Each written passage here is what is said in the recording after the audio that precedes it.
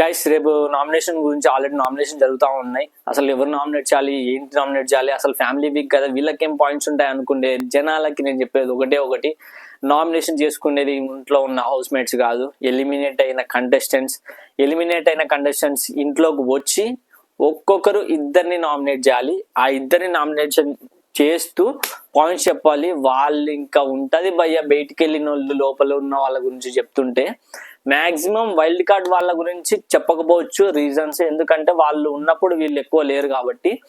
And ఇంకో విషయం ఏంటంటే మంచి ఫైట్లు అయితే జరగబోతున్నాయి. రేపు గౌతమ్ ఫ్యాన్స్కి ఒక మాట చెప్తున్నా, గౌతమ్కి మంచి పాజిటివ్ ఎపిసోడ్ అయితే రాబోతుంది.